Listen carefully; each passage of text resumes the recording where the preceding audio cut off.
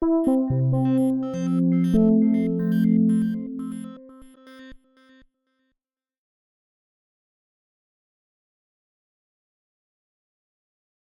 leader line, they call it, that points toward the target itself. This is what is altitude, and the altitude's normally written down in hundredths. And see that little, Yep. the little dot right there? That dot don't belong there. That's the unknown, is that dot that's in front of that slash. He doesn't belong there. I'm one of those, what you would call the high government official in the FAA. I was the division chief. I was only 3 or 4 down from the admiral. I became the branch chief for the quality control. The quality control branch later on became a division, and I became a division chief, and they called it the Accidents Investigations Branch in Washington, D.C. We investigated all the airline incidences, all the accidents. I stayed there for about 6 years and then retired. The way it started is there was a 747, a Japanese Airlines 747 was coming from the northwest going across the Alaskan territory. And he was at either 31, 33, or 35,000 feet. And it was, I want to say around 11 o'clock at night, but you can check the real times. He called and asked the controller if the controller had any traffic at his altitude. And the controller said no. Basically, it was a midnight operation. They didn't have too much traffic.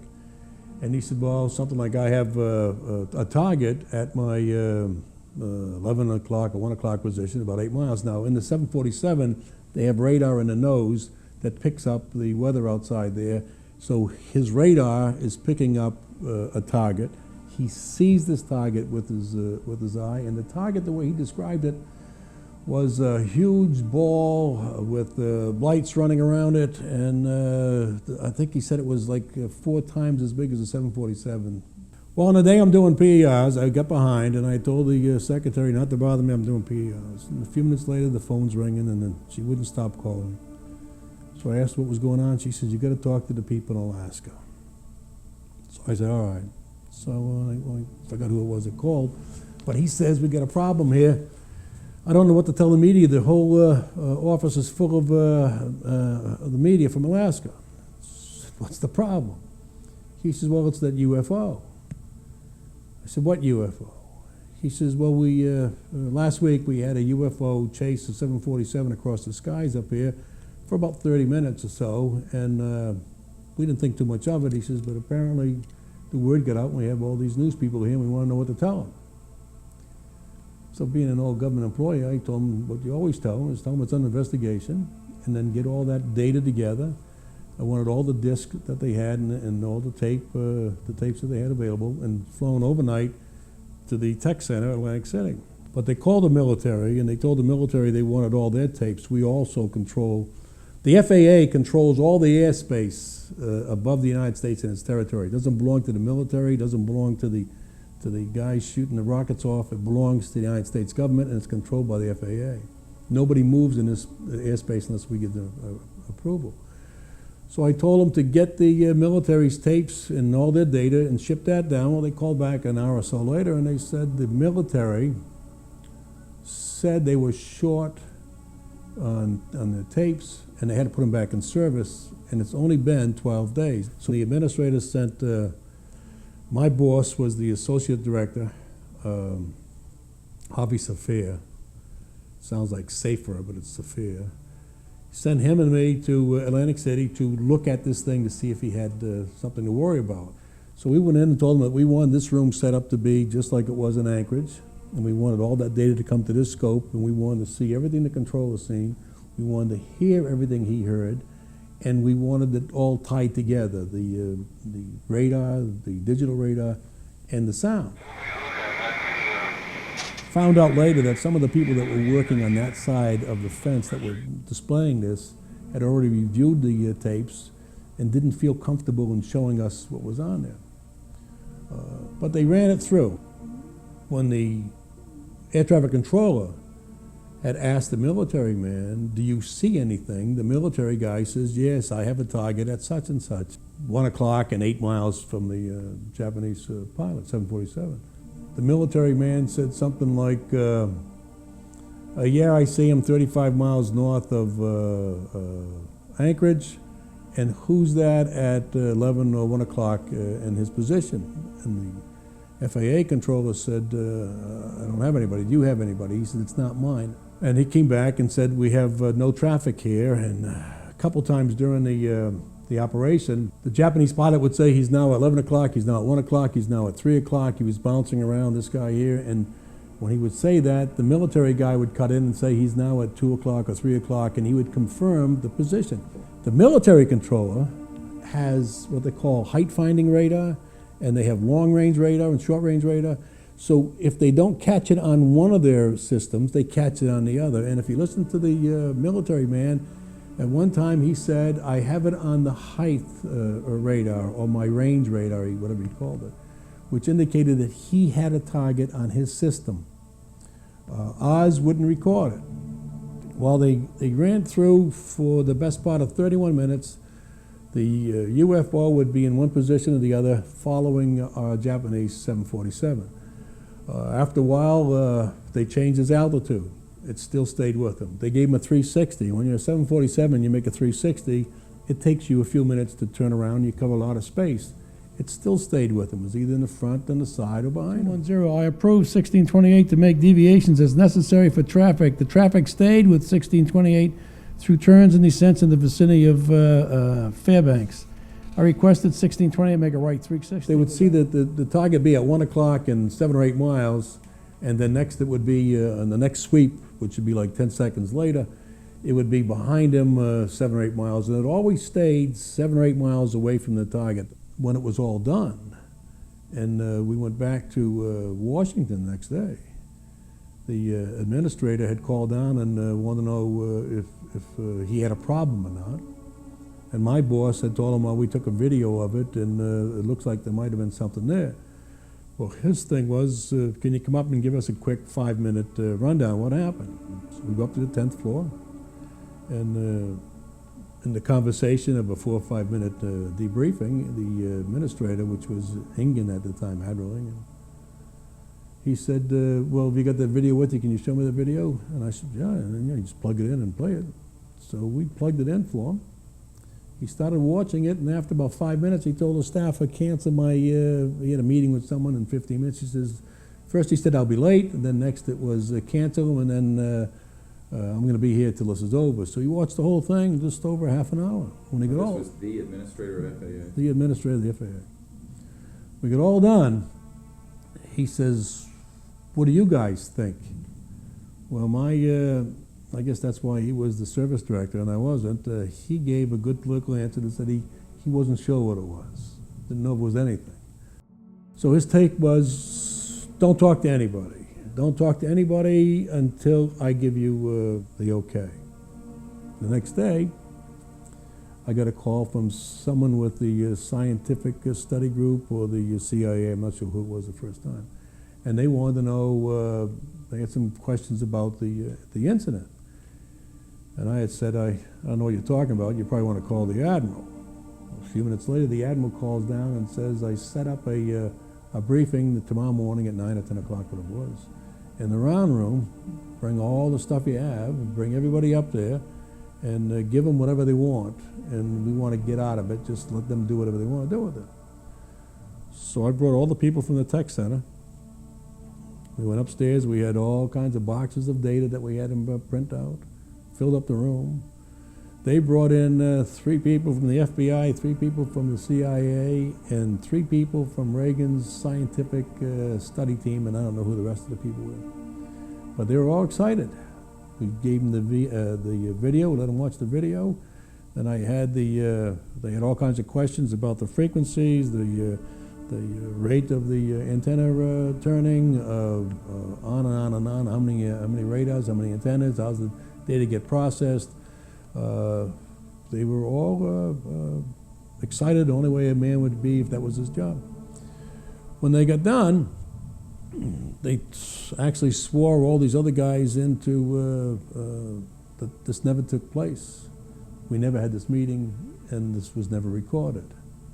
Now, what I tried to tell you before... Who said that? Who was saying This was one of the guys from the CIA, okay, that they were never there, this never happened. When I asked them at the time, I said, well, I don't know why you're saying this. I mean, there was something there, and if it's not the stealth bomber, then, you know, it's a UFO.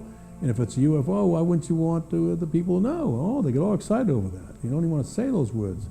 He said this is the first time they ever had 30 minutes of radar data on a UFO, and they're all itching to get their hands into the data and to find out what it is and what really goes.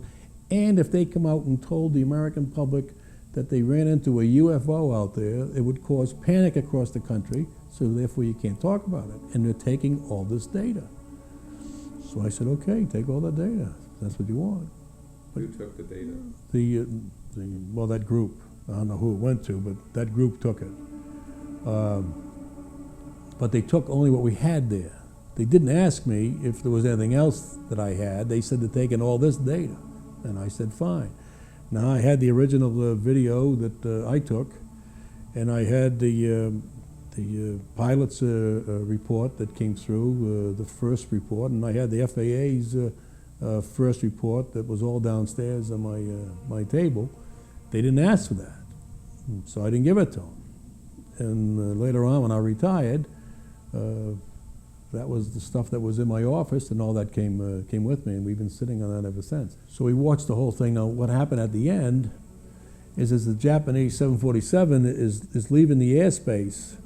There's a United coming up to land in Alaska. The controller says to the United, we've got a Japanese 747 up here that is being chased, followed by a UFO. We'd like you to check him out. Can we leave you at the altitude? And the United says, fine, or sure. And so they give him a left turn, 20 degrees or so, keep him at his altitude, and they kind of run him in toward the Japanese 747. Once the two airplanes pass, that target follows the United down through the airspace until he gets on final and then disappears. When they read the reports that come through, the FAA has to protect themselves, so you can't say you saw a target, even though this is what he said. So they made him change his report to position symbols, which makes it sound like it wasn't really a target. Well, if that's not a target, then a lot of the other position symbols that we're separating from aren't targets either. And when I read that, I thought, there's something fishy here, that somebody's worried about something rather than they're trying to cover up. When the CIA told us that this never happened and we never had this meeting, I believe it was because they didn't want the public to know that this was going on. Normally we would put out some type of a news release that such and such happened. That I think it was mysterious that the military tapes disappeared. It wasn't right.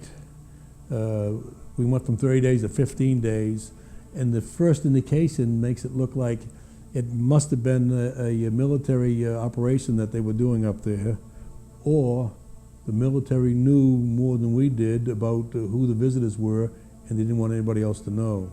And of course, the people that are involved at the lower levels don't really know what's going on above them. When someone calls up and says, put those tapes back in service, they just put them back in service. They really don't care. When they asked me what I thought, I told them that it looked like we had a UFO that was up there. The reason it wasn't on the FAA's tapes was because it was too large of an aircraft, and it was picked up as weather, so we wouldn't record it. That the pilot, the Japanese pilot, seen it. The Japanese pilot drew pictures of it. Eventually, they gave the Japanese pilot a hard time because of what he said. He was embarrassing his country. Our military controllers said they seen it. Our FAA controllers said they seen it. Our FAA controllers, after a period of time, came back and said they really didn't see a target. They saw something else, which makes it sound like somebody is helping them fill out their reports, and therefore that looks suspicious. During the period of 2030, I was on duty and I was working the D-50. I'm making this statement to clarify certain points in my original statement on November the 19th. This was January the 6th. My guess is, because of the way it was, it's not part of the military's operation anymore, that it was a UFO. But who do you tell that you were involved in a UFO incident without them looking at you like you ain't wrapped too tight? And this is, I think, is the way our country is set up now. If someone comes out and says, I saw a UFO on TV, the only ones that see a UFO in the TV programs are the rednecks out in the country that are going coon hunting or alligator hunting at night. You don't find anybody with any kind of smarts or some professional individual saying, hey, last night, let me tell you what I saw. They don't display that in the United States. So if you talk about seeing a UFO, you're putting yourself in a funny kind of a category. That's probably one reason why you don't hear about it anymore. As far as I'm concerned, I saw a UFO chase a Japanese 747 across the sky for over half an hour on radar. And see, all these little hits are something that they have to explain all the time. If you can go within it was a 10-second radar, so at 1 o'clock and 7 miles, you see them, and then 10 seconds later, or even not even 10 seconds later, it's less than 10 seconds, because when the system got southwest of the sweep got southwest of the Japanese 747, it picked them up again, so it would go from 1 o'clock, 7 or 8 miles to 6, 7 o'clock, 7 or 8 miles inside of 4 or 5 seconds. You have to be moving pretty quickly, and it's faster than anything that I know of in our government. It's 2:30, 6:50 something. Okay, we're right on time. We're close enough, I think. I've been involved in a lot of cover-ups with the FAA. When we gave the presentation to the Reagan staff, I was behind the group that was there, and when they were speaking to the people in the room, they had all those people swear that this never happened. They never had me swear it never happened. It always bothered me that we have these things going on, and when you see something or you hear something on the radio or TV, the news, that it's put down as it's not there. I have a hard time saying nothing because it's not there. When I first told those that I knew about this, it just died. I mean, nothing ever happens. So you look at it kind of funny, like, and it still bothers me that I've seen all this, I know all this, and like I'm walking around like with the answer, and nobody wants to ask the question to get the answer, and it kind of irritates me a little bit. And I don't believe our government should be set up that way. I think when we have something like this, that you could probably find out more about what's going on in the world. If they can travel that far, that distance, with that type of machinery, who knows what they could do here for the health of the nation, of the people, the food they could give them, the cancers we could cure. They have to know more than us to be able to travel in that speed. I sure would like to know what's going on. And that's one reason why I'm not afraid to talk about what's happening. What I can tell you is what I've seen with my own eyes, and I said, I've got a videotape, I've got I got the voice tape, I've got the reports that were filed that will confirm what I've been telling you. Those people that say that if these UFOs existed, then someday it would be on radar and that to be professionals would see it, then I can tell them that back in 1986 there were enough professional people that saw it.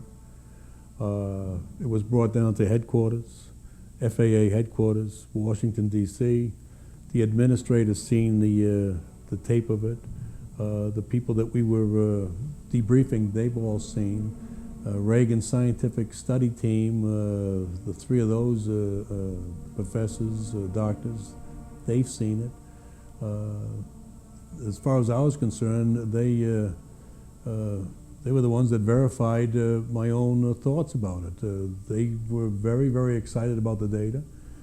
They had said at that time this was the only time, and they had used the words, a UFO was ever recorded on radar for any length of time where it's 30-some minutes, and they have all this data to look at. Now, a 30-minute radar return filled up boxes across the thing, and the boxes were stacked 2 or 3 high. There was a lot of paper data to look at. They knew the frequency now of the radar. They knew how fast it turned. They knew where it was. They had the military that confirmed it. And when I gave them my card, the CIA guy said, we're with the company. They don't say CIA. In the company, we don't have cards. We don't have company cards. They may have a card, but it's nothing to do with the company. And he said that there's nothing we can give out. I'm sure on the Admiral's calendar, they have who reserved that, or they should have, who reserved the room and who was there for the day of the briefing. Even the Admiral had to talk about it wherever he went because he canceled too many meetings to watch this thing here. And it was late at night when we got back. We got back at either 4:30, 4:45. And you know, he canceled his meetings, and to me that meant that he thought it was something to say. We had a government investigator come by checking just a few weeks ago, checking on an individual that we know for his security clearance with the CIA. And she's with the CIA checking on him to make sure he's an okay guy. And during this period of time, I had said, well, I've been involved with the CIA one other time, and oh, what was that? So when I started giving her this UFO thing, you could see her look, like she's in the room with two kooks, you know, and like, can I get out of here safe? It's the only thing you can see on her face. And it was panic. And I'm thinking, wow, that's the way the world's, but I think that's the way the government wants the outside people to view those that have seen something like this, like they are kooks, they're not wrapped too tight, and you got to watch out for them. That's the image that they put out. I guess I really don't care about the image, but I do feel like they had something and that we've seen it.